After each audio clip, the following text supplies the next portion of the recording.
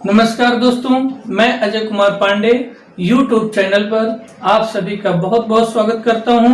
Chemistry by Ajay Pandey sir के साथ आप देख रहे हैं YouTube चैनल पर केमिस्ट्री क्लासेस।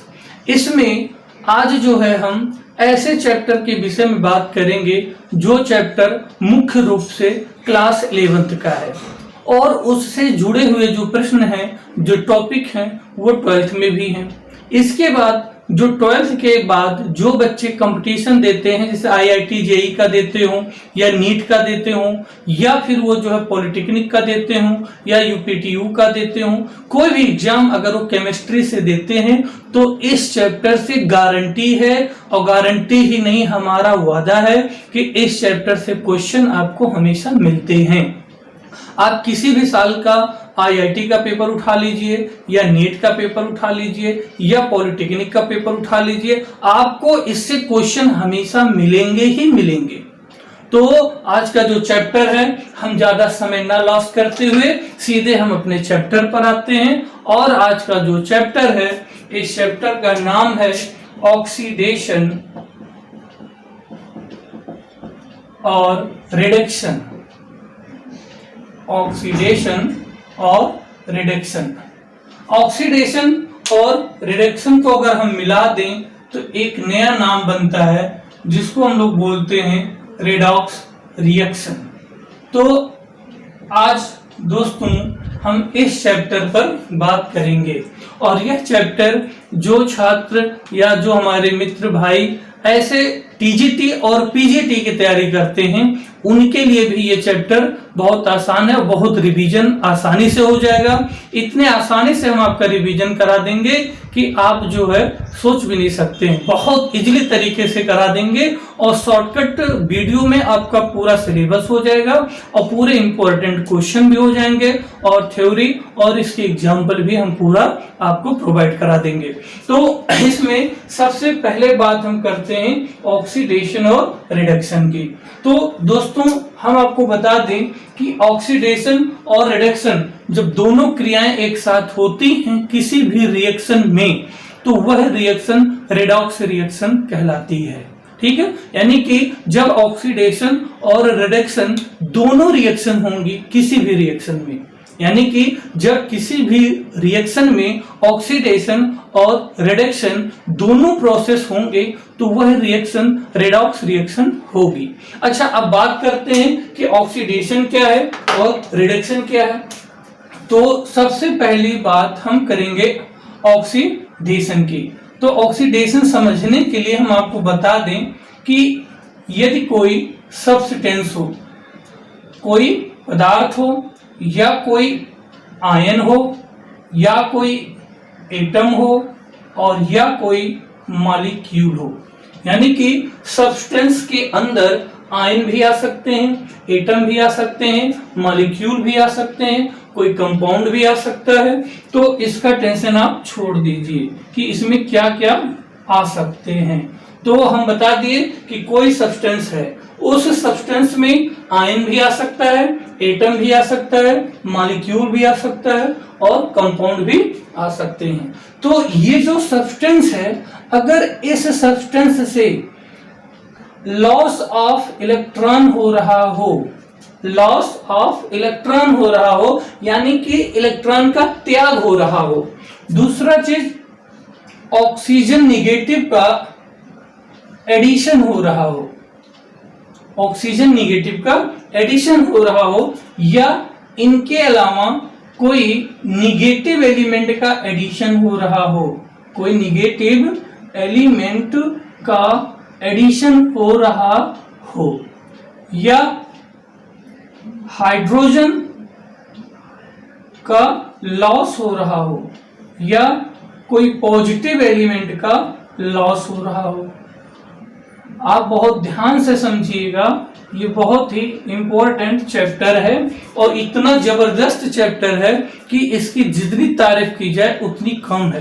तो हमने आपसे कहा कि कोई सब्सटेंस है और उस सब्सटेंस में आयन भी आ सकता है, एटम भी आ सकता है, मॉलिक्यूल भी आ सकता है, कंपाउंड भी आ सकता है। यानी कि जब किसी सब्सटेंस से लॉस ऑफ इलेक्ट्रॉन हो रहा हो, या उसमें ऑक्सीजन निगेटिव का एडिशन हो रहा हो, या किसी निगेटिव एलिमेंट का एडिशन हो रहा हो, या हाइड्रोजन का लॉस हो रहा हो, या किसी पॉजिटिव एलिमेंट का लॉस हो रहा हो, तो दोस्तों इन सब को यानी कि ये जो प्रोसेस होता है, इस प्रोसेस को ही हम लोग बोलते हैं ऑक्सीडेशन।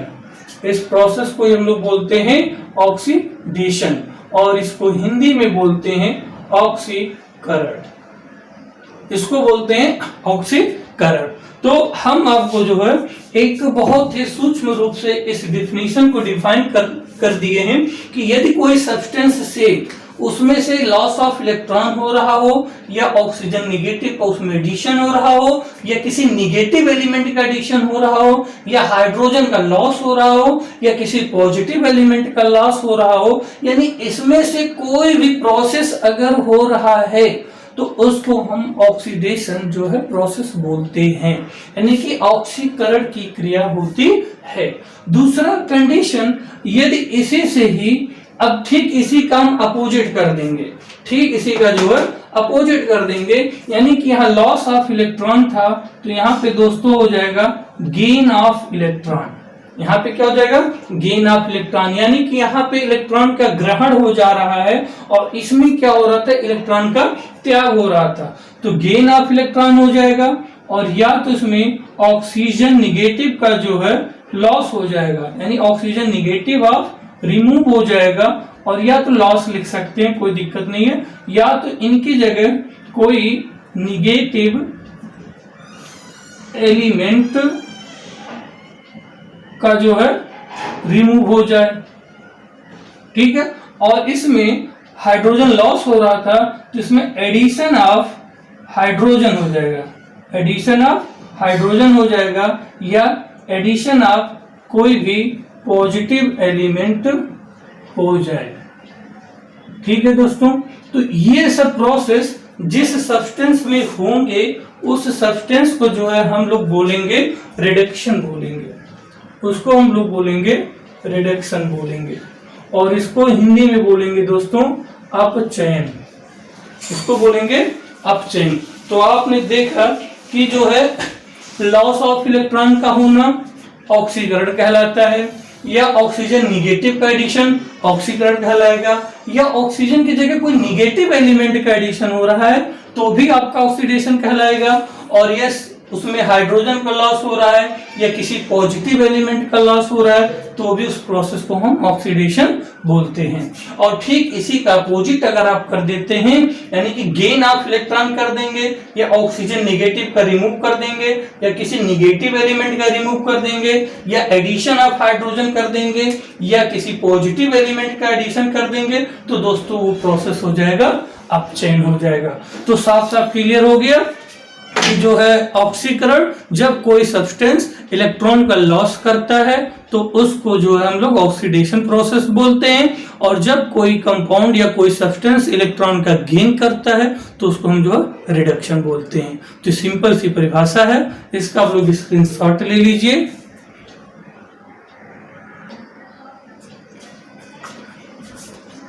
इसके बाद एक क्वेश्चन पूछा जाता है कि कभी कभी ऑक्सीडेशन की जगह ऑक्सीडाइजिंग लिख दिया जाता है और रिडक्शन की जगह जो है रिड्यूसिंग लिख दिया जाता है।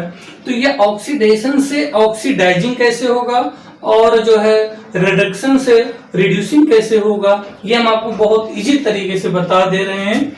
ये चीज होता है जैसे ऑक्सीडेशन, तो ऑक्सीडेशन मीन्स क्या होगा, हिंदी में भी हम ले चल रहे हैं क्योंकि कुछ स्टूडेंट हिंदी मीडियम के भी रहते हैं और कुछ इंग्लिश मीडियम के भी रहते हैं, तो ये वीडियो दोनों के लिए है। मतलब कोई ये ना सोचे कि सर ने इंग्लिश में बना दिया या सर ने हिंदी में बना दिया है। तो ये जो वीडियो है, हम जितने भी चैप्टर आपको प्रोवाइड कराएंगे 12th और 11th के 10th के, वो हिंदी और इंग्लिश दोनों मीडियम के होंगे, और किसी भी बोर्ड का बच्चा हो चाहे सीबीएसई बोर्ड का हो, चाहे यूपी बोर्ड का हो, चाहे आईसीएसई बोर्ड का हो, बिहार बोर्ड का हो, मध्य किसी भी स्टेट के बोर्ड का अगर वो बच्चा है, 11th का है, 12th का है, तो कोई डाउट नहीं, सिलेबस वही है, मैटर वही है। हमारा जो पढ़ाने का टेक्निक रहेगा, हिंदी इंग्लिश दोनों हम लेके चलेंगे, जिससे कि किसी भी बच्चे को प्रॉब्लम ना हो।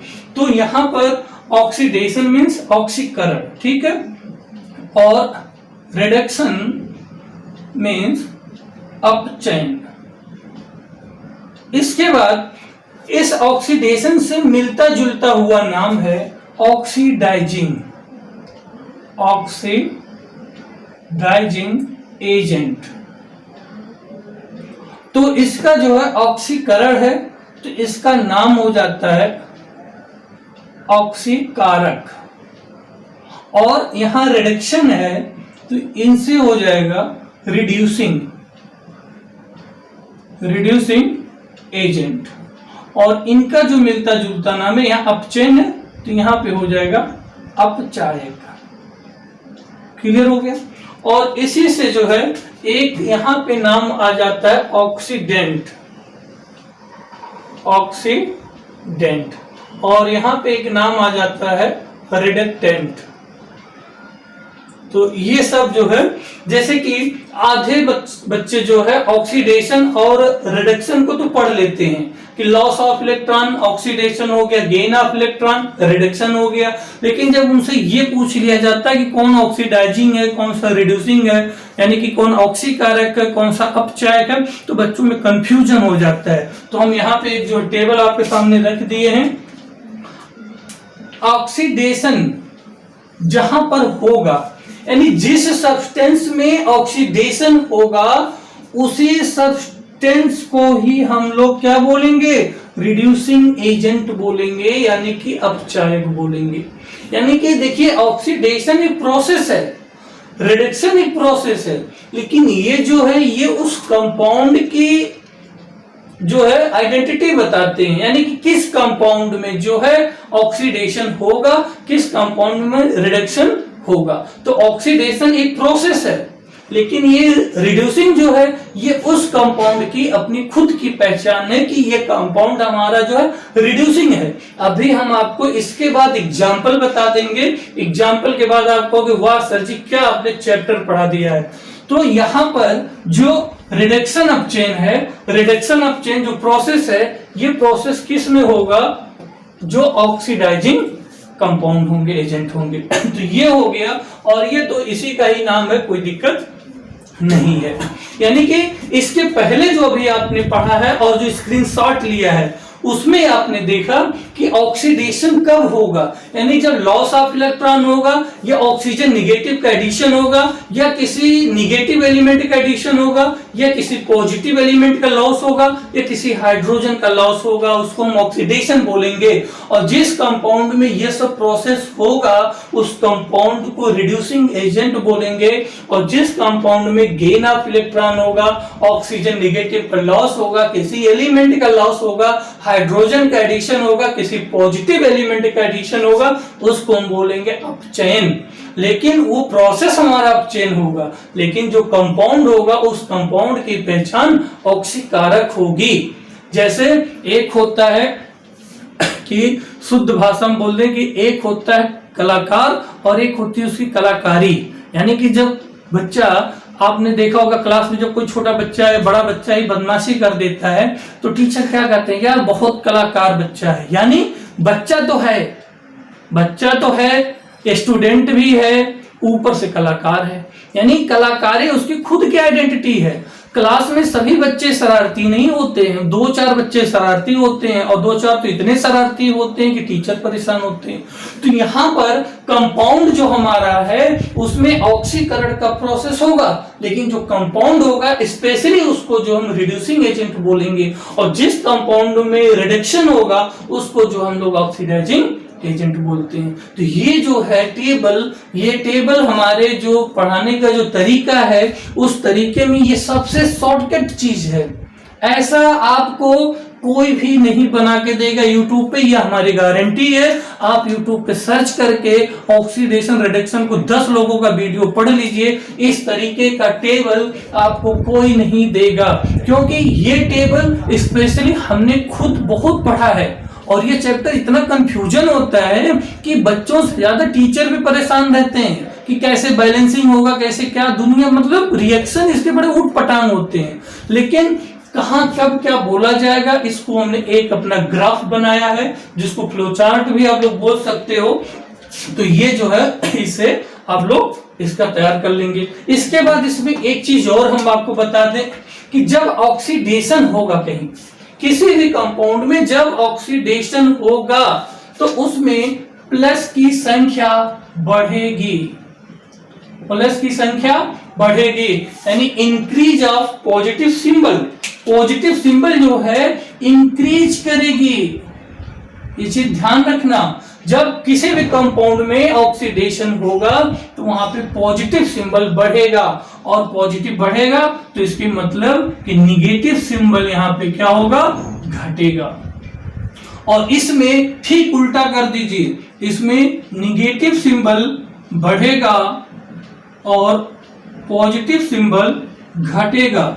ये 100% शॉर्टकट रूल है, ये याद रखिएगा कि जब किसी भी कंपाउंड में या एटम में या मॉलिक्यूल में अगर ऑक्सीडेशन हो रहा है, तो अगर ऑक्सीडेशन हो रहा है तो पॉजिटिव जो नंबर होते हैं ऊपर आयन के, वो आपके क्या होंगे, बढ़ेंगे, इंक्रीज होंगे।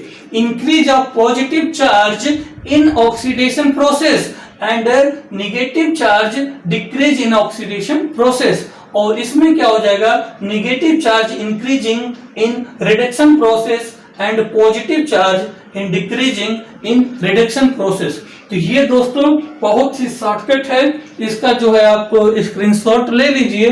इसके बाद हम सीधे अब एग्जाम्पल पे आएंगे, और एग्जाम्पल के बाद आप इन दोनों जो स्क्रीनशॉट आप लिए हैं इसकी फिर कॉपी कर लीजिएगा। उसके बाद अभी जितने एग्जाम्पल हम कराएंगे सब 1 मिनट में आपको समझ में आ जाएगा। इसका स्क्रीनशॉट ले लीजिए। तो चलिए दोस्तों हम लोग एग्जाम्पल करते हैं कुछ ऑक्सीडेशन के। अब ऑक्सीडेशन में हमने आपको कई चीजें बता दिया, एक तो लॉस ऑफ इलेक्ट्रॉन का होना, एक ऑक्सीजन निगेटिव का जुड़ना, या किसी अदर एलिमेंट जो निगेटिव हो उनका जुड़ना हो, या किसी हाइड्रोजन का जो लॉस हो रहा हो, या किसी पॉजिटिव एलिमेंट का लॉस हो रहा। तो ये हो गया हमारा ऑक्सीडेशन का डिफिनीशन। अब जैसे हम आपको बता दें सोडियम, तो सोडियम जो है, अच्छा इनके लिए क्या है कि इनके लिए हमको कॉन्फ़िगरेशन आना चाहिए, यानी कि किसका कितना एटॉमिक नंबर है, पहली चीज है, और दूसरा जो है उनका कॉन्फ़िगरेशन। जैसे कि मोबाइल है, तो मोबाइल होने के फायदे तब होंगे जब मोबाइल में बैटरी चार्ज होगी, और बैटरी चार्ज होने के बाद जब हमारे मोबाइल में डाटा होगा यानी कि वैल्यू होगा। जब बैटरी चार्ज होगी तब हम मोबाइल यूज कर सकते हैं, और जब मोबाइल यूज करेंगे, जब डाटा चार्ज होगा तब हम उसका अप्लाई कर सकते हैं। इसी प्रकार से जो ऑक्सीडेशन और रिडक्शन का जो चैप्टर है, इसके लिए 2 चीजों की जरूरत पड़ती है। एक तो एलिमेंट का जो है एटॉमिक नंबर प्लस उनका कॉन्फ़िगरेशन पता होना चाहिए कि आउटर सेल में कितने इलेक्ट्रॉन हैं और कितने बॉन्ड बना सकते हैं। इसके लिए पीरियोडिक टेबल और केमिकल बॉन्डिंग दोनों अच्छे से तैयार होना चाहिए।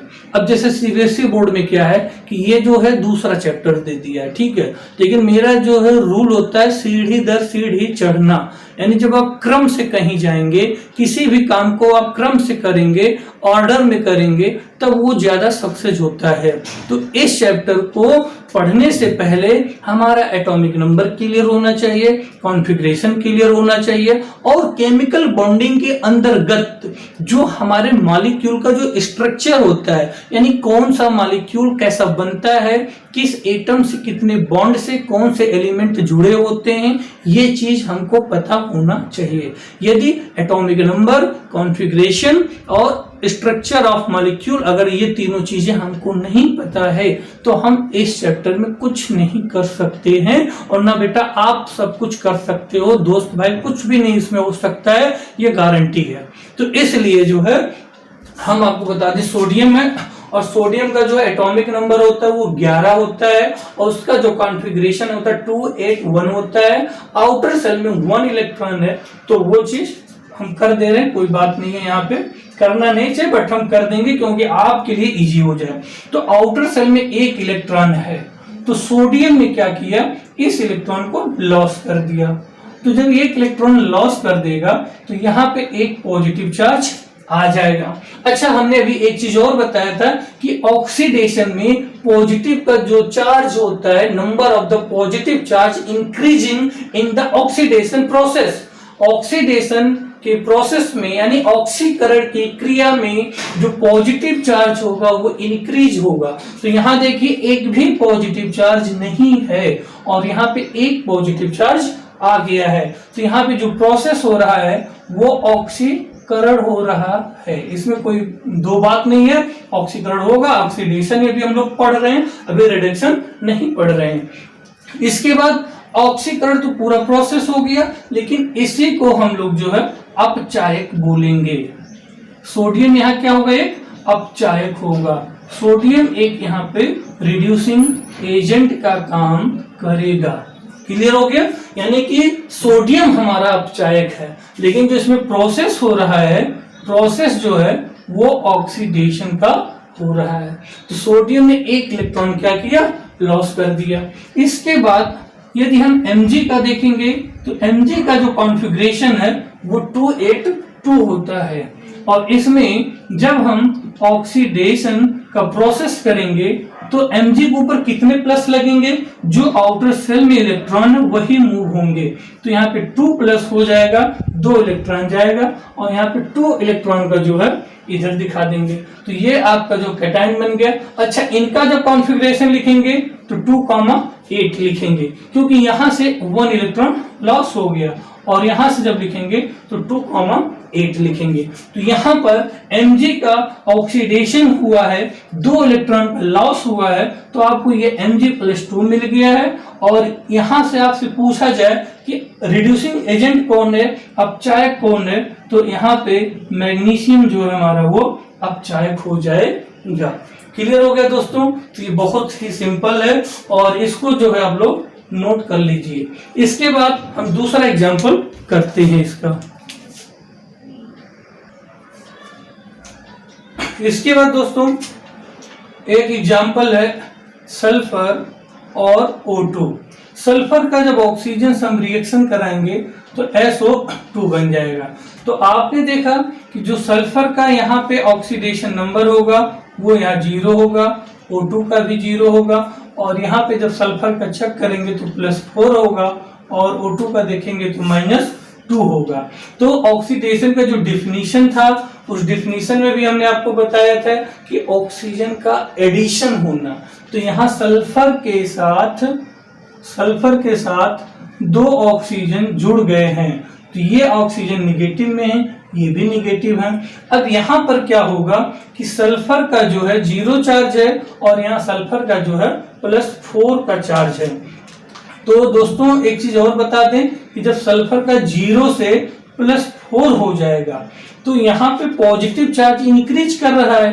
तो इसमें क्या हुआ है, इसमें जो है ऑक्सीकरण हुआ है, इसमें ऑक्सीकरण हुआ है, यानी कि इंग्लिश में अगर लिख देंगे तो यहाँ पे ऑक्सीडेशन हो रहा है। तो जिस कंपाउंड में या जिस एलिमेंट में ऑक्सीडेशन होता है उसी कंपाउंड को हम लोग क्या बोलते हैं, रिडक्टेंट बोलते हैं, यानी कि ये रिड्यूसिंग हो जाएगा, और रिड्यूसिंग का मतलब हो जाएगा ये अपचायक हो जाएगा। क्लियर हो गया। इसके बाद ऑक्सीजन अगर देखेंगे तो इसको थोड़ा सा हम रफ कर दे रहे हैं क्योंकि हमें ऊपर यहाँ पे जगह की जरूरत है। तो ऑक्सीजन जब आप देखेंगे तो ऑक्सीजन का 0 से क्या हो रहा है, -2 हो रहा है। तो यहाँ पे क्या रहा कि 2 इलेक्ट्रॉन का जो गेन हो रहा है, तो यहाँ पे हो रहा है आपका रिडक्शन हो रहा है। यहाँ पे क्या हो रहा, रिडक्शन हो रहा। रिडक्शन का मतलब क्या हो गया, अपचयन हो गया। तो अगर ये अपचयन हो रहा है तो ये जो कंपाउंड होगा इसी को हम ऑक्सीडाइजिंग बोलेंगे। इसी को क्या बोलेंगे, ऑक्सीडाइजिंग। और दूसरी भाषा में इसको अगर हिंदी में लिखेंगे हम लोग तो इसी को हम लोग ऑक्सीकारक बोलेंगे। तो यहाँ पे आपने देखा कि सल्फर से जब सल्फर प्लस हुआ है तो यहाँ पे 4 इलेक्ट्रॉन का जो है लॉस हुआ है, यानी लॉस ऑफ 4 इलेक्ट्रॉन। और यहाँ पे क्या होगा, गेन ऑफ 4 इलेक्ट्रॉन। यहाँ पे क्या हुआ, गेन ऑफ 4 इलेक्ट्रॉन। एक ऑक्सीजन 2 लेगा और 2 ऑक्सीजन मिलके कितने हो जाएंगे, 2 इलेक्ट्रॉन। तो 2 इलेक्ट्रॉन मल्टीप्लाई 2 हो जाएगा।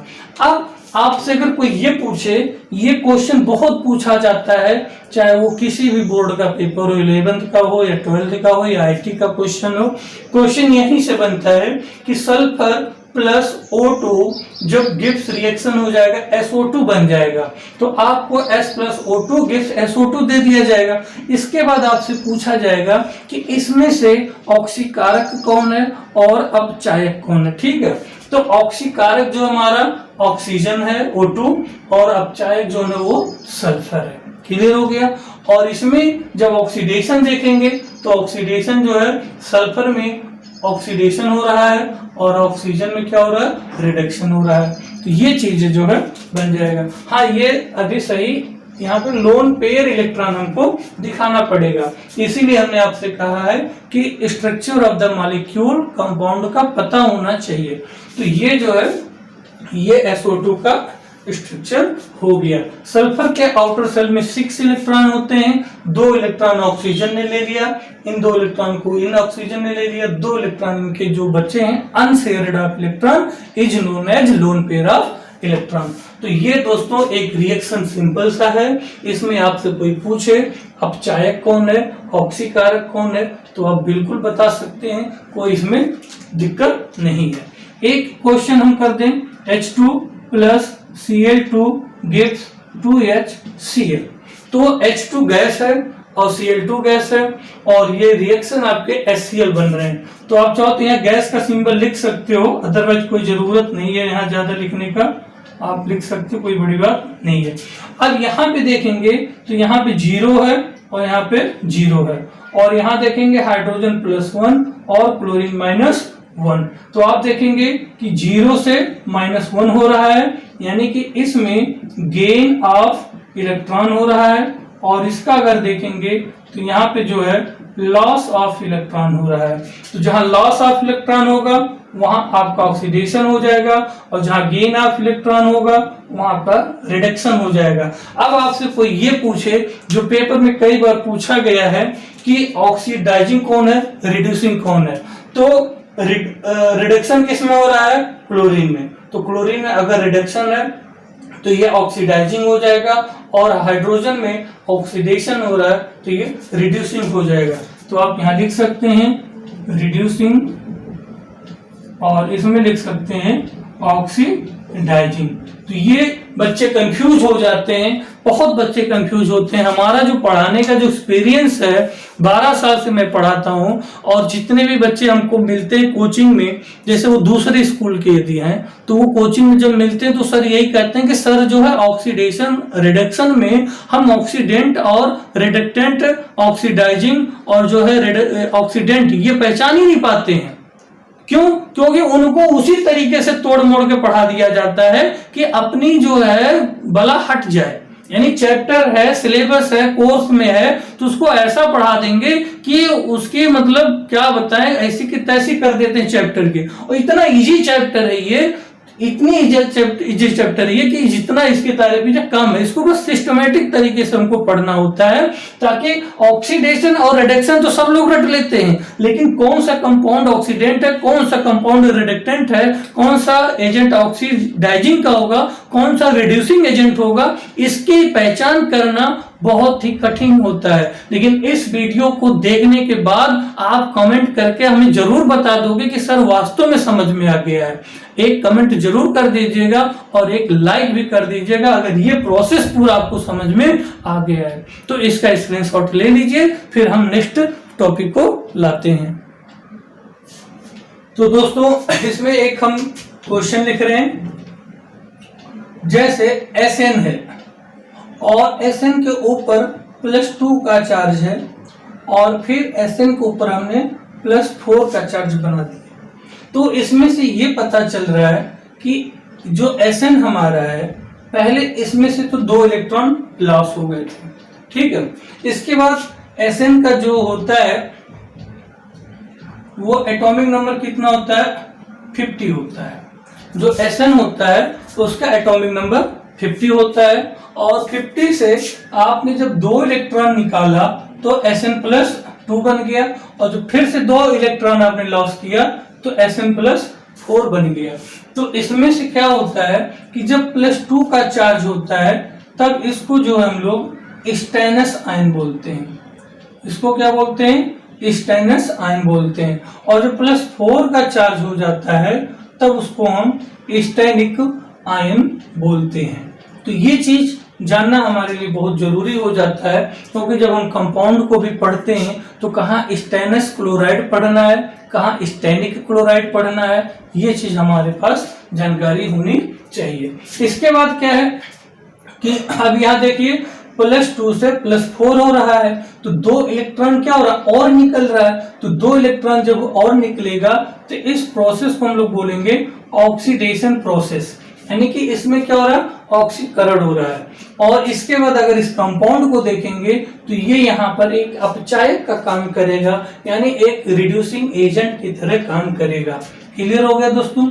इसके बाद जैसे Cl2 है तो Cl2 में अगर हम 2 इलेक्ट्रॉन का एडिशन कर दें, इसमें एडिशन ऑफ 2 इलेक्ट्रॉन हो रहा है कि दोनों क्लोरीन जो है आपके ब्रेक हो जाएंगे और यहाँ निगेटिव चार्ज लगेगा और यहाँ जो प्रोसेस होगा वो आपका रिडक्शन प्रोसेस होगा। यहाँ पे अपचेन हो रहा है 2 इलेक्ट्रॉन का, एक एक क्लोरीन एक एक ले रहे हैं।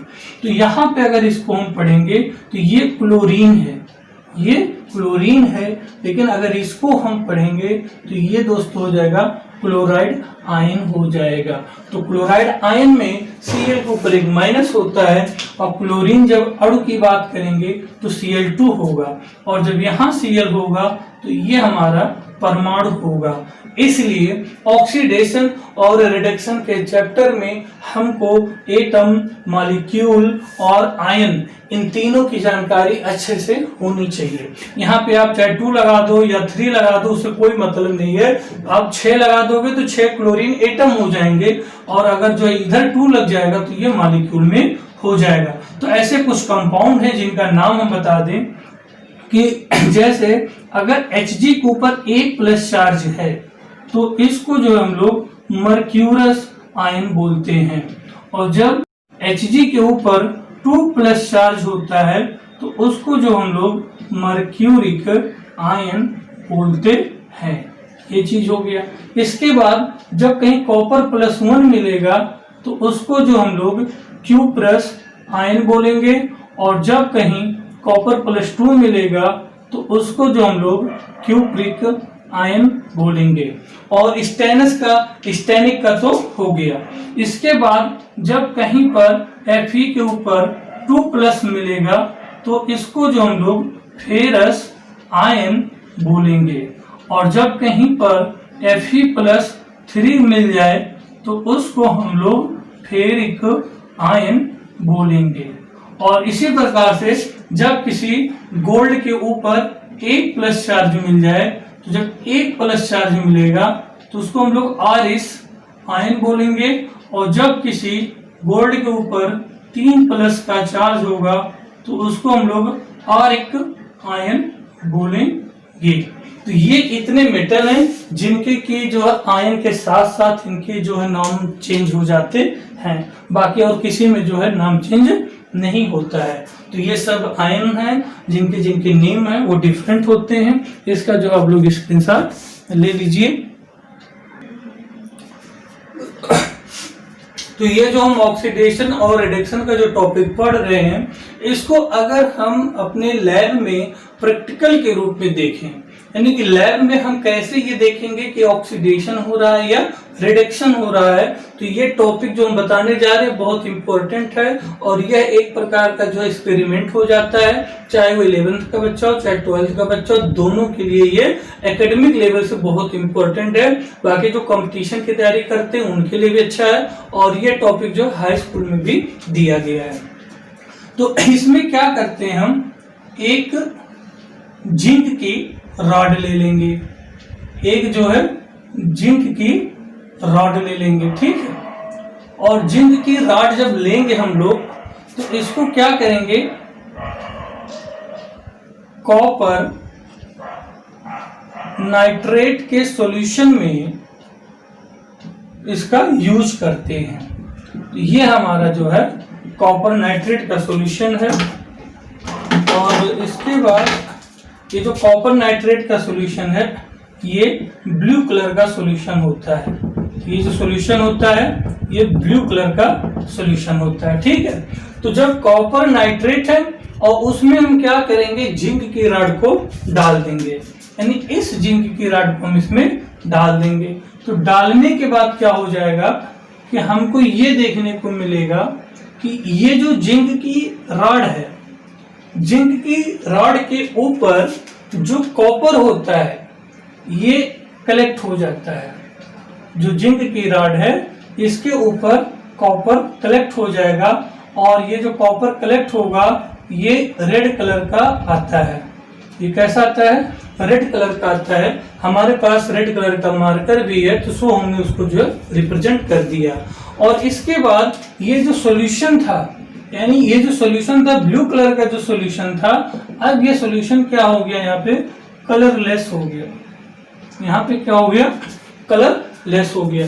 तो क्या बात हुआ कि यहाँ पे जो सॉल्यूशन था वो ब्लू कलर का हुआ और जो यहाँ पे सॉल्यूशन था वो कलरलेस हो गया। यानी कि जब आप कॉपर नाइट्रेट का सॉल्यूशन लैब में लेंगे तो वह ब्लू कलर का होगा और जब उसमें हम जिंक की रॉड को डिप कर देंगे तो वह सॉल्यूशन धीरे धीरे धीरे धीरे उसका जो ब्लू कलर है वो लॉस हो जाएगा और वह सॉल्यूशन हमको कलरलेस मिलेगा। और जब रॉड को हम बाहर निकाल के देखेंगे तो रॉड के ऊपर कॉपर की लेयर बनी हुई मिलेगी जो रेड कलर की होगी। तो ये तो इतना होता है एक्सपेरिमेंट में हमारा, ठीक है। अब रिएक्शन में कैसा हुआ होगा, तो रिएक्शन में क्या होता है दोस्तों कि यहाँ जो कॉपर नाइट्रेट था उसमें जो है जिंक नाइट्रेट बन जाता है। क्या बन जाता है, जिंक नाइट्रेट बन जाता है। तो इस पूरे प्रोसेस को अगर हम रिएक्शन में दिखाना चाहें तो रिएक्शन में अगर दिखाएंगे तो ये जिंक रॉड है जिसको हम सॉलिड में यहाँ रिप्रेजेंट करेंगे और इसके बाद जो है यहाँ पे कॉपर नाइट्रेट का जो सॉल्यूशन है उसको हम एक्वस में लिखेंगे और ये सॉल्यूशन कैसा है, ब्लू कलर का है। और जब ये रिएक्शन होगा तो यहाँ जिंक क्या करेगा, कॉपर को डिस्प्लेस कर देगा और जिंक के साथ हो जाएगा NO3 हो जाएगा और ये जो सॉल्यूशन होगा ये अब यहाँ एक्वस हो जाएगा और ये जो आपका कलर होगा यहाँ पे कोई कलर ना होकर ये कलर लेस हो जाएगा और यहाँ पे कॉपर सॉलिड में निकल जाएगा। तो यदि आप इस पूरे एक्सपेरिमेंट को अगर आप रिएक्शन में दिखाना चाहते हैं तो फिर ये हो जाएगा। और ये आपका जो एक्सपेरिमेंट है लैब में कॉपर नाइट्रेट के सॉल्यूशन में, ब्लू कलर के सॉल्यूशन में जिंक की रॉड को जब हम डिप करेंगे तो वह जो ब्लू कलर होता है वो कलरलेस हो जाता है और जो हमारा रॉड के ऊपर यानी जिंक के ये जो हमारा है ये जिंक का रॉड है तो जिंक की रॉड के ऊपर देखेंगे कॉपर की लेयर बन जाती है। अब ऐसा क्यों हुआ कि कलर था फिर कलरलेस हो गया, तो इसका बहुत ही आसान तरीका है और ये 12th में है, यानी इतना काम 11th का है। ये पूरा प्रोसेस 11th का है और ये हाई स्कूल में भी चीज पूछी गई है कि जब कॉपर नाइट्रेट के सॉल्यूशन में यानी कॉपर नाइट्रेट के नीले विलयन में जब हम जिंक की रॉड को डिप करते हैं, डुबोते हैं, तो वह विलयन का रंग उड़ जाता है। क्यों? तो हाई स्कूल का बच्चा आंसर लिखता है, 11th का बच्चा आंसर लिखता है कि कॉपर नाइट्रेट के विलयन में जब जिंक की रॉड को हम डालते हैं तो जिंक कॉपर को डिस्प्लेसमेंट कर देता है और जिंक नाइट्रेट बन जाता है, इसलिए सॉल्यूशन कलरलेस हो जाता है। लेकिन 12th लेवल पर, बीएससी लेवल पर, IIT नीट लेवल पे जो क्वेश्चन बनता है वो यहाँ से क्वेश्चन उठता है। हम बता दें कि दोस्तों इसमें जो कॉपर है हमारा वो है +2, वो हमारा कॉपर +2 है, और कॉपर +2 में 1 इलेक्ट्रॉन अनपेयर्ड होता है। ये जब हम आपको 12th में डी ब्लॉक्स पढ़ाएंगे तो बहुत ही अच्छे से एक्सप्लेन कर देंगे, लेकिन यहाँ पे हम आपको हिंट दे दें कि ये कलरफुल क्यों होता है, यानी ब्लू कलर क्यों होता है, और ये कलरलेस क्यों होता है। तो यहाँ पे दोस्तों जो कॉपर है वो +2 में है, और +2 में यहाँ पे 1 इलेक्ट्रॉन अनपेयर्ड होता है, और जहां पे अनपेयर्ड इलेक्ट्रॉन मिलेगा वहां पे हमको जो सोल्यूशन मिलेगा वो कलरफुल मिलेगा। और इसके बाद दोस्तों इसमें जो है ये जो जिंक है इसमें भी जिंक +2 है, लेकिन जिंक +2 का जो कॉन्फ़िगरेशन होता है वह 3d10 होता है और नो अनपेयर्ड इलेक्ट्रॉन होता है। तो जब नो अनपेयर्ड इलेक्ट्रॉन होगा तो वहां पे जो सॉल्यूशन होगा वो हमारा कलरलेस हो जाएगा। अच्छा, इनका जो कॉन्फ़िगरेशन था वो 3d9 था, तो 3d9 होने के कारण एक इलेक्ट्रॉन वहां पे अनपेयर्ड होगा, और जिस कंपाउंड में अनपेयर्ड इलेक्ट्रॉन होंगे वो सॉल्यूशन कलरफुल होगा, और जिस सॉल्यूशन में अनपेयर्ड इलेक्ट्रॉन नहीं होगा वहां कलरलेस हो जाएगा। तो ये टॉपिक जो है आप इसका स्क्रीनशॉट ले लीजिए, इसके बाद हम इसको रफ कर देते हैं। तो यहाँ तक जो हम पढ़ लिए हैं, अब इसके बाद का जो हम टॉपिक पढ़ाने जा रहे हैं वो ऑक्सीडेशन नंबर का पढ़ाने जा रहे हैं। और ये ऑक्सीडेशन नंबर यानी कि इतना इम्पोर्टेंट है कि चाहे वो 11th का पेपर स्कूल में बन रहा हो, चाहे 12th का पेपर बन रहा हो, चाहे हाफ ईयरली एग्जाम हो, चाहे कोई भी एग्जाम हो, यहाँ से क्वेश्चन पूछे जाते हैं। टीजीटी पीजीटी में भी क्वेश्चन पूछे जाते हैं, नीट जेई कोई भी कंपटीशन हो यहाँ से क्वेश्चन पूछ लिए जाते हैं। अब इस टॉपिक पे हम आते हैं ऑक्सीडेशन नंबर। तो जो ऑक्सीडेशन नंबर होता है इसी को हम लोग शॉर्टकट में ON लिखते हैं, ठीक है। तो ऑक्सीडेशन नंबर निकालने के जो है कुछ रूल होते हैं, वो रूल हमको पहले पढ़ना पड़ेगा, क्योंकि हमने बहुत से ऐसे देखे हैं कि सीधे एग्जाम्पल सॉल्व कर देते हैं। तो अगर हम आपको 10 एग्जाम्पल सॉल्व करना सिखाएंगे तो बेटा आप 10 एग्जाम्पल ही कर पाएंगे। यानी कि आप ध्यान से सुन रहे हैं मेरी बात कि जब हम 10 क्वेश्चन करेंगे तो आप 10 ही सीखेंगे, 15 सिखा देंगे तो आप 15 सीखेंगे। लेकिन दोस्तों अगर हम आपको पूरा रूल बता दें और एक एग्जाम्पल केवल बताएंगे, बस एक एग्जाम्पल अगर हम बता दें और रूल बता दें तो आप पूरे एग्जाम्पल सॉल्व कर ले जाएंगे। यानी कि हमें कॉन्सेप्ट पता होना चाहिए कि कब कहाँ क्या कैसा करना होता है। तो चलिए हम देखते हैं सबसे फर्स्ट रूल। तो जो फर्स्ट रूल है इसमें अगर कोई मॉलिक्यूल है, और वो मॉलिक्यूल कैसा हो, सेम एटम का मॉलिक्यूल हो। अगर सेम एटम का मॉलिक्यूल हो तो उनका जो है ऑक्सीडेशन नंबर हमेशा कैसा होगा, 0 होगा। यानी जब मॉलिक्यूल होगा सेम एटम का मॉलिक्यूल हो तो उनका जो ऑक्सीडेशन नंबर होगा वो ऑलवेज कैसा होगा, 0 होगा। जैसे कि एक आपको एग्जांपल देते हैं H2 का ऑक्सीडेशन नंबर 0 होगा। इसमें अगर हम एक हाइड्रोजन की बात करें, जैसे कि मान लिया आपने दोनों हाइड्रोजन को ऐसे ओपन कर लिया बॉन्ड में, अब दोनों के इलेक्ट्रॉन आपस में कोवैलेंट बॉन्ड द्वारा शेयर हैं, तो ना ये ज्यादा मोर इलेक्ट्रोनेगेटिव है ना ये ज्यादा मोर इलेक्ट्रोनेगेटिव है, क्योंकि दोनों एटम सेम हैं। इसलिए ना तो इन पर कोई चार्ज बनेगा ना इन पर कोई चार्ज बनेगा, इसलिए इनका जो ऑक्सीडेशन नंबर निकलेगा वो कैसा निकलेगा, 0 निकलेगा। अगर H2 के बाद हम O2 की बात करें, डाई ऑक्सीजन की, तो इसका भी ऑक्सीडेशन नंबर 0 होगा। ओजोन की बात करें, यानी कि ये diatomic molecule of oxygen है, ये triatomic molecule of oxygen है, तो यहाँ पर भी ऑक्सीजन का जो है ऑक्सीडेशन नंबर 0 होगा। और P4 यानी phosphorus is tetra atomic molecule, यहाँ पे भी ऑक्सीडेशन नंबर एवरी फास्फोरस 0 होगा। और सल्फर का अगर देखा जाए S8, तो यहाँ पे भी जो है सभी सल्फर का ऑक्सीडेशन नंबर 0 होगा, क्योंकि सेम एटॉमिक मॉलिक्यूल है।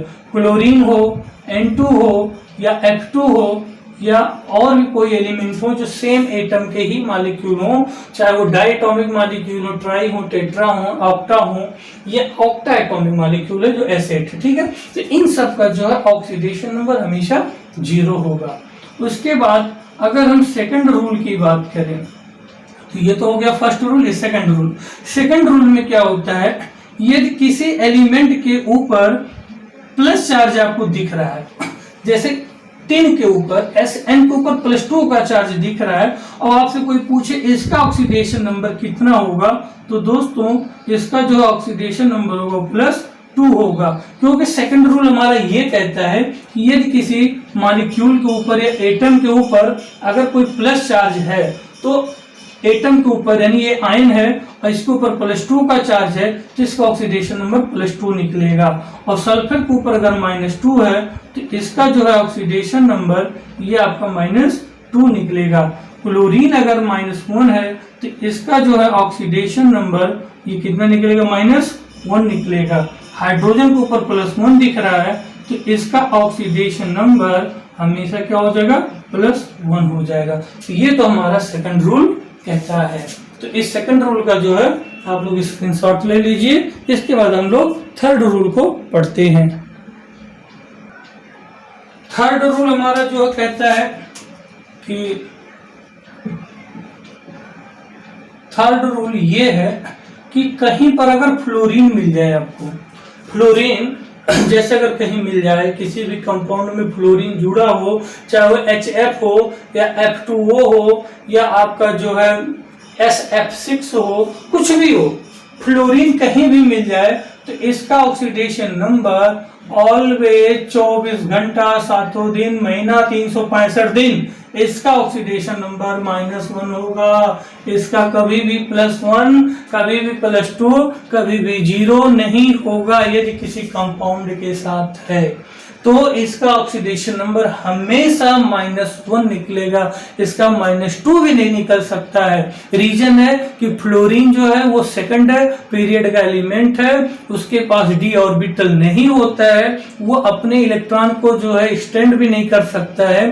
तो फ्लोरीन पूरे पीरियोडिक टेबल में एक इतना मोर इलेक्ट्रोनेगेटिव एलिमेंट है, सबसे more electronegative element of the periodic table of fluorine atom है।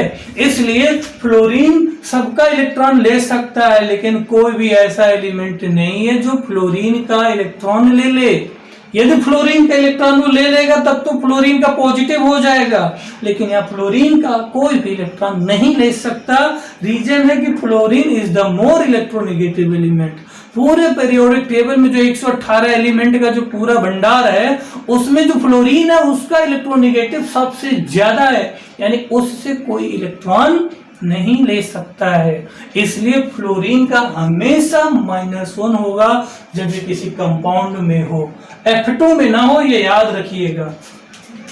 इसके बाद फोर्थ नंबर जो रूल है, फोर्थ नंबर रूल ये कहता है कि यदि कहीं पराक्सो बॉन्ड हो, यदि कहीं पराक्सो बॉन्ड हो तो वहां पे जो ऑक्सीजन होता है, ऑक्सीजन ऑफ द यानी ऑक्सीजन ऑफ ऑक्सीडेशन नंबर वहां पे क्या होगा, -1 होगा। यदि कहीं पर ऑक्सीजन पराक्सो बॉन्ड के साथ है तो वहां उसका ऑक्सीडेशन नंबर -1 होगा। पराक्सो बॉन्ड क्या होगा, जब दो ऑक्सीजन आपस में ही एक दूसरे से जुड़े हों। अब जैसे यहाँ पे आपने सोडियम जोड़ दिया, यहाँ पे सोडियम जोड़ दिया, तो यहाँ पे इस ऑक्सीजन का -1, इस ऑक्सीजन का -1, सोडियम का +1 और ये +1। अभी हम निकालने का जो है रूल भी बता देंगे। तो ये आपका जो हो गया थर्ड रूल और ये हो गया जो आपका फोर्थ रूल। तो यही इतने आपके रूल हैं। और इसके बाद जो है एक रूल और हम आपको बता दें, जैसे फिफ्थ रूल जो है, ये रूल मतलब बुक में नहीं है, लेकिन हम अपनी तरफ से बता रहे हैं क्योंकि बीच बीच में हम लोगों को जरूरत पड़ जाता है।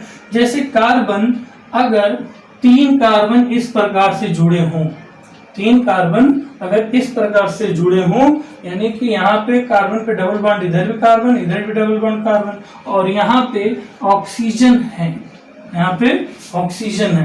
तो दोस्तों यहाँ पे मैं आपको बता दें कि इस ऑक्सीजन का तो -2 होगा, इस ऑक्सीजन का -2 होगा, इस कार्बन का +2 होगा, इस कार्बन का +2 होगा, लेकिन ये जो बीच में कार्बन है इसका आपका 0 होता है, क्योंकि ये कार्बन दोनों कार्बन ही है, तो ना तो हम इसको पॉजिटिव कर सकते हैं ना इसको निगेटिव कर सकते हैं, तो इसलिए इनका जो है ऑक्सीडेशन नंबर 0 निकलेगा। इसका स्क्रीनशॉट ले लीजिए, फिर हम कुछ क्वेश्चन करते हैं। तो आइए कुछ क्वेश्चन कर लेते हैं हम लोग। जैसे H2O है, ये बहुत सिंपल है, और यहाँ पे ऑक्सीडेशन नंबर ऑफ, अगर हमें ऑक्सीजन का निकालना हो तो जिसका निकालना होता है उसको हम लोग x मान लेते हैं, तो यहाँ ऑक्सीजन को हम लोग x मान लेंगे, और हाइड्रोजन का जो है वो आपका +1 होता है, क्योंकि हमने आपसे बता दिया पहले ही कि एटॉमिक स्ट्रक्चर में और केमिकल बॉन्डिंग के थ्रू हमको कंपाउंड का स्ट्रक्चर पता होना चाहिए। तो ये हो गया वाटर का स्ट्रक्चर हो गया। अब इसमें हमें इलेक्ट्रोनिगेटिविटी की भी जानकारी होनी चाहिए, यानी पहला काम स्ट्रक्चर, दूसरा काम इलेक्ट्रॉनिक कॉन्फ़िगरेशन, और इसके बाद हमको पता होना चाहिए कि इलेक्ट्रोनिगेटिविटी किसकी ज्यादा है किसकी कम है। तो ऑक्सीजन की ज्यादा है, हाइड्रोजन की कम है, तो सीधी सी बात है कि इनका +1 होगा और इनका भी +1 होगा, और इनका जो है -2 होगा, क्योंकि ये दोनों से एक एक इलेक्ट्रॉन लिए हैं। तो हमको ये चीज प्रूफ करना है कि -2 कैसे आया, ठीक है। तो यहाँ पे जिसका निकालना है, मान लिया ऑक्सीजन का निकालना है, तो इसको इसे अंडरलाइन कर देंगे, क्योंकि बुक में भी अंडरलाइन किया होता है जिसका निकालना होता है। तो ऑक्सीजन का निकालना है उसका x कर लेंगे, और हाइड्रोजन का +1 होता है, फिर इसी पे हम वैल्यू को रख देंगे। तो हाइड्रोजन का कितना होगा +1, हाइड्रोजन कितने हैं 2 का, फिर यहाँ पे x ले लेंगे, ऑक्सीजन की जगह x रखेंगे, और इक्वल क्या रखेंगे 0, तो ये हो जाएगा आपका 2 + x बराबर 0, और x बराबर हो जाएगा आपका -2। तो ये ऑक्सीजन का जो है आपका ऑक्सीडेशन नंबर कितना निकला -2, और ये यहीं पर -2 शो भी कर रहा है। इसके बाद हम आपको बता दें किसी भी मॉलिक्यूल में उसके ऑक्सीडेशन नंबर का जब एडिशन करेंगे तो टोटल 0 ही निकलेगा। जैसे इनका एग्जांपल ले लेते हैं। अब हाइड्रोजन का कितना होता है +1, कितने हाइड्रोजन है 2, तो 2 का मल्टीप्लाई कर दीजिए। फिर ऑक्सीजन का कितना होता है -2। अब इसके बाद जब इसको हम सॉल्व करेंगे तो ये देखिए 2 हो जाएगा, और ये प्लस जब निकलेगा 2 और बराबर हो जाएगा, तो 0 का 0 ही निकलेगा। यानी किसी भी मॉलिक्यूल की अगर बात करें तो उसका ऑक्सीडेशन नंबर हमेशा 0 निकलेगा, लेकिन जब मॉलिक्यूल में एलिमेंट की बात करने लगेंगे तो वो -2 ऑक्सीजन का होगा। अगर हम इसी जगह हाइड्रोजन का निकालना हो तो हम हाइड्रोजन की जगह x कर देंगे, और 2 का मल्टीप्लाई हो जाएगा, इधर -2 रखना पड़ेगा। इसके बाद जो है जैसे मान लिया कर दे, अगर हम H2O में अगर H का निकालना हो तो O का -2 होता है, हाइड्रोजन का यहाँ पे x मान लेंगे, तो यहाँ हो जाएगा 2 × x प्लस -2 बराबर 0, तो ये हो जाएगा 2x, और यहाँ -2 बराबर 0, तो ये x बराबर हो जाएगा 2/2, तो यहाँ हो जाएगा +1, तो हाइड्रोजन का +1 निकल जाएगा और ऑक्सीजन का -2 निकल जाएगा। तो ये जो है आपका बहुत ही इजी तरीके से इनका हम लोग निकालते हैं। और यदि मान लिया हम CO3 -2 है, CO3 -2 है, ये एक आपका दूसरा एग्जाम्पल है। इसमें अगर हमें कार्बन का निकालना हो तो कार्बन को हम लोग x मानेंगे, ऑक्सीजन का -2 होता है, तो कार्बन की जगह हम लोग x रखेंगे, प्लस फिर ऑक्सीजन कितने हैं 3, ऑक्सीजन का कितना होता है -2, और इक्वल। अब ये आयन में हमने बताया है, तो आयन में -2 का चार्ज है, तो वो इक्वल के बाद रखेंगे, तो यहाँ हो जाएगा x प्लस, और ये हो जाएगा -6 बराबर -2। टोटल अगर इसको आप सॉल्व कर लेंगे तो ये जो आपका x बराबर +4 निकलेगा। और एक चीज ध्यान रखिएगा कि अब कभी भी ऑक्सीडेशन नंबर निकालना हो तो उसका जो सिंबल आता है वो हमें प्लस लगाना जरूरी है। ये मैथ नहीं है कि अगर हमने 4 लिख दिया तो आगे प्लस हम लोग मान लेंगे, यहाँ पे हमें प्लस दिखाना पड़ेगा। ठीक है, तो इसका स्क्रीनशॉट ले लीजिए। फिर हम एक दूसरा क्वेश्चन पराक्स वाला करते हैं। फिर इसके बाद दोस्तों एक एग्जांपल है H2SO4 में सल्फर का निकालना है। तो अगर इसमें हम सल्फर का निकालेंगे तो H का हमें पता है +1 होता है, सल्फर का निकालना है तो X मानेंगे, ऑक्सीजन का -2 करेंगे। और जब इसको आप रखेंगे 2 हाइड्रोजन रखेंगे, +1 रखेंगे, फिर इसके बाद जो है आपका सल्फर का X हो जाएगा, और इसके बाद ऑक्सीजन 4 है -2 बराबर 0। इसके बाद हो जाएगा 2 + X और यहाँ हो जाएगा -8 बराबर 0। जब इसको सॉल्व करेंगे तो +6 निकलेगा।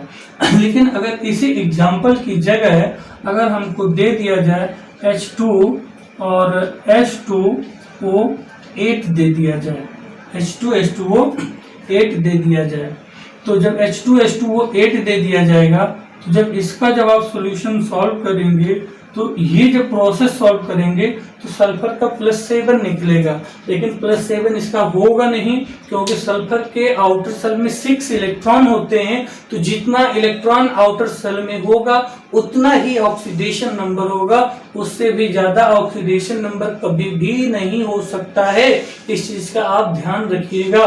तो ऑक्सीडेशन नंबर जब आप इनका इस प्रोसेस लगाएंगे तो +7 निकलेगा। आप लगा के देख लीजिएगा +7 निकलेगा, लेकिन वो गलत होगा।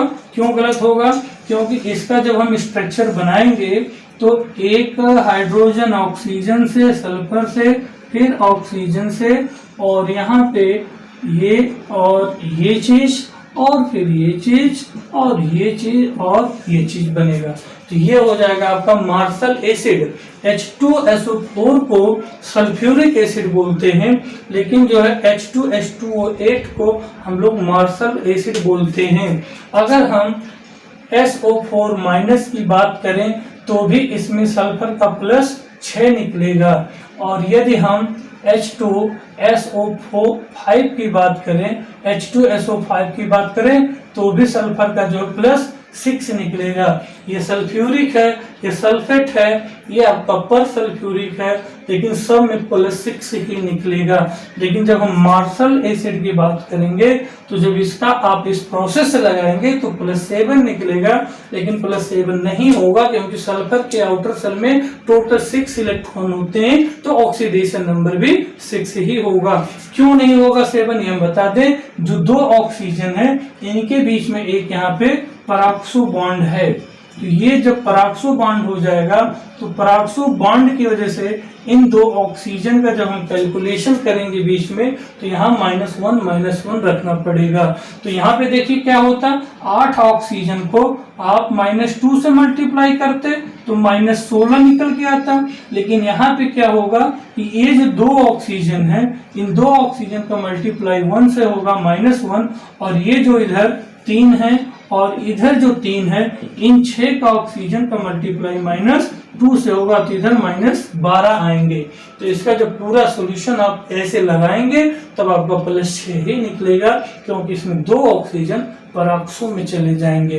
तो इसलिए कंपाउंड का जो है याद रखना बहुत जरूरी है कि कहाँ पे पराक्सो बनता है, कहाँ पे पराक्सो नहीं बनता है। तो जब पराक्सो बॉन्ड का आपका जान पहचान रहेगा तो वहां पे ऑक्सीडेशन नंबर आपसे गलत नहीं होगा। तो इसका जो आप स्क्रीनशॉट ले लीजिए।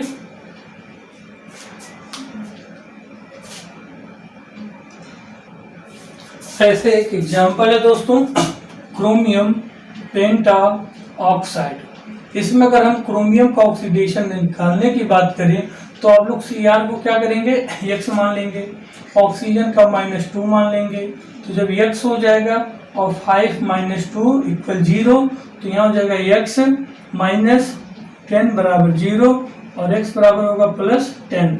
तो यहाँ जो क्रोमियम का ऑक्सीडेशन नंबर +10 है, फिर यहाँ पे आपका क्या हुआ रॉन्ग हो गया, क्योंकि क्रोमियम के जो आउटर सेल की बात होती है वहां पे 6 इलेक्ट्रॉन होते हैं, तो क्रोमियम का ऑक्सीडेशन नंबर 6 से ज्यादा नहीं होगा, कभी भी नहीं होगा। लेकिन जब आप इस मेथड से लगाएंगे तो आपका +10 होगा और वो +10 क्या होगा, रॉन्ग हो जाएगा। इसके लिए हमने आपको बता दिया है कि इनका स्ट्रक्चर हमको पता होना चाहिए। तो क्रोमियम का जो पेंटा ऑक्साइड का जो स्ट्रक्चर होता है वो इस प्रकार से होता है, जिसको हम लोग बटरफ्लाई स्ट्रक्चर बोलते हैं। ये अब इसमें क्या है दोस्तों कि इसमें आपने देखा 4 ऑक्सीजन ऐसे हैं जो एक दूसरे से ही जुड़े हैं, यानी ये ऑक्सीजन इस ऑक्सीजन से जुड़ा है, तो 2 ऑक्सीजन के बीच में परऑक्सो बॉन्ड, तो ये -1, ये भी -1, ये भी -1, ये भी -1। अब आपने देखा कि जब अब इस तरीके से अगर हम फार्मूले को जब सॉल्व करेंगे तो क्रोमियम की जगह हम X मानेंगे और इनके 4 ऑक्सीजन ऐसे हैं जो -1 में हैं, और इसके बाद जो है एक ऑक्सीजन -2 में जाएगा, तो इसको जब आप सॉल्व करेंगे तो ये आपका +6 निकलेगा। इसलिए दोस्तों ये पता होना चाहिए कि कहाँ परऑक्सो बॉन्ड है और कहाँ परऑक्सो बॉन्ड नहीं है। जब ये आपको पता होगा तब आपका क्लियर हो जाएगा। फिर इसके बाद F2O में अगर हम ऑक्सीजन का निकालें ऑक्सीडेशन नंबर, तो जब ऑक्सीजन का निकालेंगे तो ऑक्सीजन का क्या मानेंगे, X। फ्लोरीन का हमेशा -1 ही होगा, ये चीज ध्यान में रखना।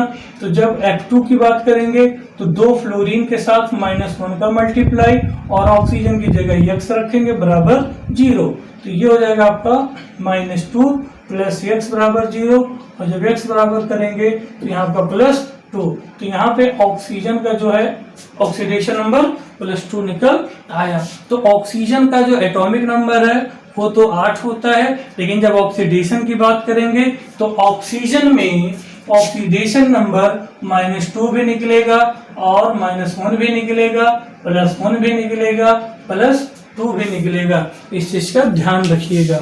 इसका जो स्क्रीनशॉट ले लीजिए।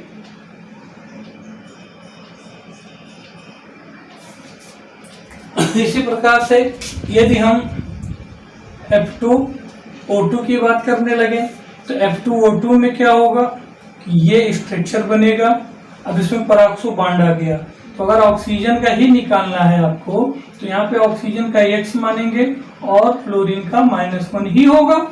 ये चीज तो आपको कई बार पता चल गया।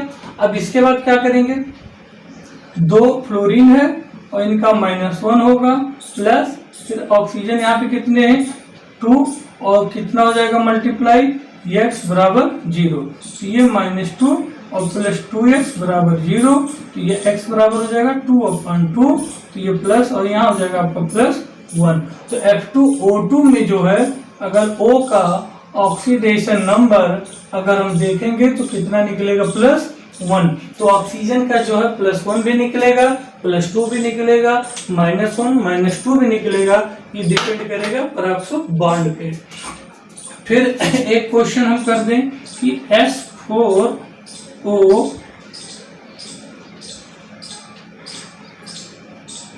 -2, तो S4O6 में अगर हम सल्फर का ऑक्सीडेशन नंबर निकालें तो ये जो है दोस्तों क्वेश्चन जो ऐसा है कि ये मतलब डिफरेंशियल यानी फ्रैक्शनल में भी आपका निकलेगा, यानी कि फ्रैक्शनल में भी आपका ये आपका निकल सकता है। तो कैसे होगा, ये थोड़ा सा बहुत ही इंपॉर्टेंट एग्जांपल है, इसको हम कर दे रहे हैं।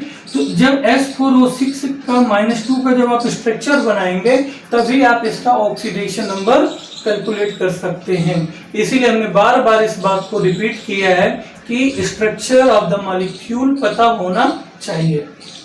तो यहाँ पे जब करेंगे तो 1 सल्फर, 2, 3 और ये 4, और इसके बाद यहाँ पर ये ऑक्सीजन और ये, और इसके बाद यहाँ पर और यहाँ पे और ये निगेटिव चार्ज, तो ये इनका स्ट्रक्चर हो गया। इसके बाद हम क्या करेंगे कि ध्यान से देखिएगा, इस सल्फर से टोटल 6 बॉन्ड बने हैं, 1 2 3 4 5 6, तो ये सल्फर का भाई सल्फर है, तो यहाँ पे इनका तो ऑक्सीडेशन हम कैलकुलेट नहीं करेंगे। और 1 2 3 4 5 बॉन्ड बने हैं, इसलिए इस सल्फर के पास +5 हो जाएगा। और इस सल्फर का 0 होगा, इस सल्फर का 0 होगा, क्योंकि ये सल्फर सल्फर आपस में ही जुड़े हुए हैं। और इसके बाद हाँ, यहाँ पे कोई और एलिमेंट होता तो इस सल्फर का -1 होता, लेकिन ये चारों सल्फर आपस में ही एक चेन में जुड़े हुए हैं, तो इन 2 सल्फर का 0 हो जाएगा। फिर इस सल्फर की जब बात करेंगे तो इस इलेक्ट्रॉन्स तो कोई लेना नहीं, क्योंकि सल्फर से जुड़ा है, तो 1 2 3 4 5, तो यहाँ पे भी +5 हो जाएगा। अब इसका जब ऑक्सीडेशन नंबर हमको अगर निकालना होगा, तो जब इसका ऑक्सीडेशन नंबर आप देखेंगे तो टोटल आपके 4 सल्फर हैं, तो टोटल जब 4 सल्फर होंगे तो हम बटे 4 कर लेंगे। और इसके बाद क्या करेंगे हम लोग, एक सल्फर का +5 है और एक सल्फर का 0 है, और इसके बाद एक सल्फर का फिर 0 है और एक सल्फर का फिर +5 है, और टोटल कितने सल्फर हैं, 4। तो इसका जब सॉल्व करेंगे तो 10 बटे हो जाएगा 4, और इसको सॉल्व करेंगे तो 5 बटे 2। तो एक सल्फर का जो है ऑक्सीडेशन नंबर कितना निकलेगा, वो 5 बटे 2 निकलेगा। तो ये थोड़े से जो है एक्सेप्शनल वाले मतलब ऑक्सीडेशन नंबर है, जिसको हमने आपको बता दिया। और इसके बाद जो आप इसका स्क्रीन शॉट ले लीजिए। स्क्रीनशॉट लेने के बाद हम आपको एक और बता दे रहे हैं, जो 12th में आता है, काफी इंपॉर्टेंट है वो चीज। और इसमें जैसे एक आपका है Fe, और Fe के साथ Cn जुड़ा हो 6 और -4 और ये हो, और इसमें आपको बोला जाए कि ऑक्सीडेशन नंबर ऑफ आयरन का निकालना हो। तो अगर इसमें आपको आयरन का निकालना है तो आयरन को हम क्या मानेंगे, X मानेंगे। और ये जो Cn है दोस्तों, ये साइनाइड होता है, और ये पूरे साइनाइड का जो है ऑक्सीडेशन नंबर -1 होता है। तो जब इसका आप कैलकुलेट करेंगे ऑक्सीडेशन नंबर के लिए, तो इस Fe की जगह हम X रखेंगे, और Cn कितने हैं, 6, Cn का कितना होगा, -1। इसके बाद इक्वल में जो आयन वाले पार्ट होते हैं, यहाँ 0 की जगह हम लोग इस -4 को ले आएंगे, तो ये x हो जाएगा, माइनस इधर 6 हो जाएगा, इक्वल -4। और जब इसको आप सॉल्व करेंगे तो ये हो जाएगा x + 2। तो यहाँ पे जो है आयरन का जो निकलेगा वो ऑक्सीडेशन नंबर कैसा निकलेगा, +2 निकलेगा। तो इस पार्ट के वीडियो में हमने आपको इतना पढ़ा दिया है कि ऑक्सीडेशन नंबर कैसे कैलकुलेट करते हैं, रूल क्या होता है, ऑक्सीडाइजिंग कौन है, रिड्यूसिंग कौन है, ऑक्सीडेंट कौन है, रिडक्टेंट कौन है, इतना सब कुछ हो गया है। और इसके बाद जो है ऑक्सीडेशन में जो रिडक्शन ऑक्सीडेशन दोनों होते हैं, तब एक रेडॉक्स रिएक्शन होता है, और रेडॉक्स रिएक्शन जब होने लगते हैं तो रेडॉक्स रिएक्शन के टाइप्स होते हैं, यानी कॉम्बिनेशन रेडॉक्स रिएक्शन और decomposition redox reaction, displacement redox reaction. तो इन तीनों चीजों को यानी कि रेडॉक्स रिएक्शन, और इसके बाद एक जो मेन पॉइंट है बैलेंसिंग ऑफ द रिएक्शन। तो बैलेंसिंग करना और जो है रेडॉक्स रिएक्शन, ये दोनों चीजें हम लोग नेक्स्ट वीडियो में पढ़ेंगे। ये वीडियो आपको कैसा लगा है, एक बार जो इसको शेयर करिएगा। अगर आपको अच्छा लगता है कि हाँ हमने अच्छा पढ़ाया है, आपको अच्छा समझ में आया है, तो इस वीडियो को सब्सक्राइब भी कर लीजिएगा, जिससे कि हमारे आने वाले चैप्टर टू चैप्टर जो भी वीडियो हम बनाते रहेंगे वो वीडियो आपको मिलते रहेंगे। और दोस्तों एक बात और हम बता दें कि हम किसी भी चैप्टर का थोड़ा सा वीडियो बनाकर आग में घी डालने वाला काम नहीं करेंगे, हम पूरी आग को ही बुझाने का काम कर देंगे। यानी कि जिस चैप्टर को हम हाथ लगा देंगे, यानी जिस चैप्टर पे हम वीडियो बना देंगे, वो चैप्टर हम पूरा खत्म कर देंगे। यानी कि आपने देखा ऑक्सीडेशन रिडक्शन हमने पूरा बेसिक क्लियर कर दिया है, ऑक्सीडेशन का कैलकुलेशन भी कर दिया है। यदि आप लोग को ये वीडियो पूरा देखने के बाद कोई कंफ्यूजन हो तो आप कमेंट करके हमें जरूर बताइए कि सर ये एग्जाम्पल है, इसका ऑक्सीडेशन नंबर क्या होगा। हम आपका कमेंट में भी उस चीज का आंसर दे देंगे। और जो है टाइप्स ऑफ रेडॉक्स रिएक्शन और बैलेंसिंग ऑफ द रिएक्शन, ये दोनों पार्ट जो है हम लोग पढ़ेंगे नेक्स्ट वीडियो में। तब तक के लिए नमस्कार। हमारे वीडियो को लाइक सब्सक्राइब आप अवश्य करिएगा यदि आपको अच्छा लगता है।